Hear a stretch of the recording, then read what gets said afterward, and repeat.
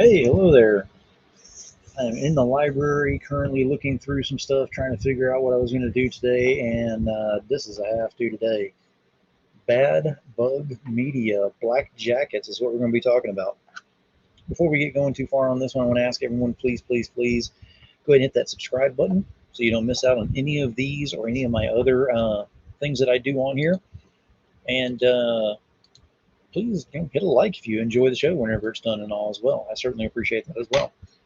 That being said, whenever I go ahead and review something, it's always about not only the content, but it is about kind of a mixture of everything that's involved with it. For this particular one, I actually have digital. I don't have physical, so I'm not going to be able to review paper quality, things like that.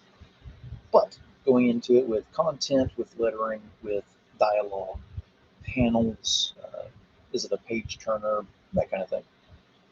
So we're going to delve right into this. We're going to go with Black Jackets. I have issues 1 through 3. We're going to give an overview on that.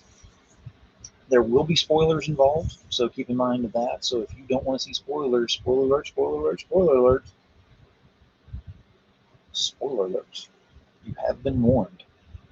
All right, so Black Jackets from Bad Bug Media. That takes some enunciation to get that right every single time.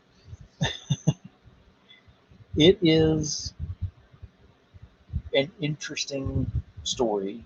Is right down my wheelhouse of the stuff that I enjoy so much. Demon Phil. I mean, it's kind of a have to have this one in my collection. But it is created by Mike Tenner. Uh, there's so much involved in this. I've got it up on the side so I can kind of go over some of the key points. So the main thing is there are 4 practices, shall we say, that are involved in this with the Black Jackets: alchemy, sorcery, engineering, and demonology. Which one did I choose? Let's see in your comments if you can figure that one out. That's a really tough one. So, with Black Jackets, it's all about the power that is passed down generation to generation. And in this particular story, it's with a bunch of kids. What makes this interesting is how many times have been done that kids get a serious amount of power and they have to have the responsibility to use it. Great power comes great demonology. Is that how that goes? Something like that. Anyway, so these kids are up here. We've got Lynn, Elyse, Evan, Jack, and Asa. And they each practice, the different things that are out there, the different variations. Asa is one of my favorites by far. There's, again, if you can't guess why, then just take a guess. You'll figure out what faction she's a part of. It's a fun romp. It is, to give an overview of the storyline itself, they are kids who are learning each of their crafts, and they're having to learn them a little faster than they thought they were going to.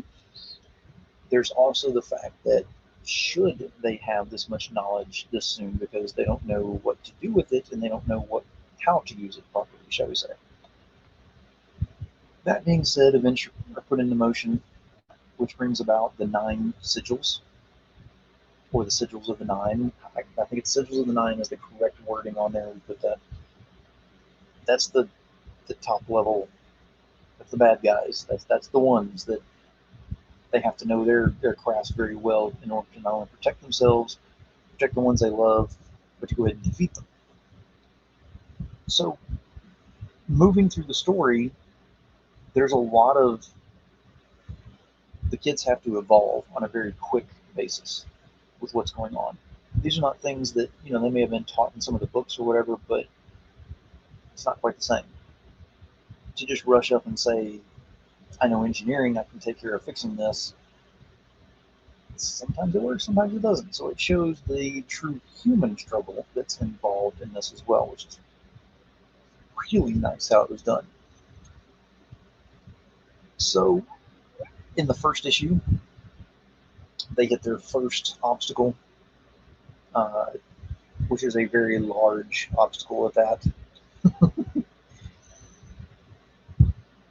And they end up being successful in defeating, but that's whenever they find out about Sigil of Nine and what's going on with that, to just kind of see the foreshadowing of this is about to get much worse before it gets any better. Whenever they first see the Sigil of Nine, it kind of introduces the next one, which is going to be more of the witches that are going to be coming out. So in issue 2, we have more of the witchcraft portion of this coming out. This is Asa's. That's her spotlight on this one. The power that she uses in this one, the Stone of Jinn that she uses to go ahead and call forth so many demons. I think that I had gotten a phone call from her once before. I need to make sure I got to carry out on that one too. I have certain liabilities that I have to go ahead and deal with. That stone, I can't say no. But it's a fun romp that's in here. First of all, this is not a kid's comic. Don't get that wrong. This is a horror comic with elements of comedy that's in there. It is dealing with kids, but not in such a way that puts them in a bad position. There's a lot that's involved in here, but it is more on the adult nature. Throw that out there. NSFW should be what's in here for this one, for the violence, for the language references, things like that. It definitely catches the eye. It is all black and white, which I thought was very interesting that they went with that instead of the color, because color can kind of take away from the storyline if you've got too much of it. You find your eyes following the color splashes that are on there instead of the dialogue, and you lose pieces of it. You don't do that on this one. The dialogue is on point. You've got so much of it from different characters in here. I mean, it's not just the 5 children. There's parents involved, and of course there's beings that are facing up against them. It's got a lot going on and definitely holds true to that. Panels, everyone knows that I have a major pet peeve with if the panels are, 6 or 9 blocks, and that's the standard paneling that you use. This doesn't do that. We've actually got some diagonal paneling going on. We've got some bleeds, low bleeds. We've got panels on top of full, full bleeds on there. It's got a lot going on. I love the way it's set up. Let me go ahead and say right now, lettering really put in some overtime on this one, simply because with each faction that's on there, the lettering changes. What I mean by that is with Demonology, it's got a different font to it. It's got a different boldness to it. It gets more in your face with that. With Engineering, is a little more laid back until it gets into stronger points, and it has to have a little more voice to it. It goes bold and very large. Each one has different kinds of lettering on there. Even the villains that are on here, the lettering that's on there, you can almost feel their voice coming out at you whenever they're saying certain things. I love the way that it's set up with that. You get into issue 3, and they get into the den of trying to figure out where this Sigil of Nine is coming from. Push comes to shove at the very end, they end up meeting up with the Den Mother. She's not nice. Throwing it out there right now. This is more the storyline for Engineering. So this one is going to be more, it's geared towards thinking things through and figuring out how to go ahead and overcome, even though you're not strong enough to deal with some things coming directly at you. So there's some fun that's involved in that. There are so many elements that are involved in these books so far, and they're ongoing, to my knowledge, with what's happening with this. This series is fun. It moves very quickly. The storyline is gripping. The artwork is on point, black and white, but it gives you that horror feel with comedic little tendencies in there, but just enough to go ahead and keep you entertained, but not take away from the story. Demon Seal of Approval is definitely on this series right here. Bad Bug Media is someone that you definitely want to keep an eye on with some of their other works that are out there.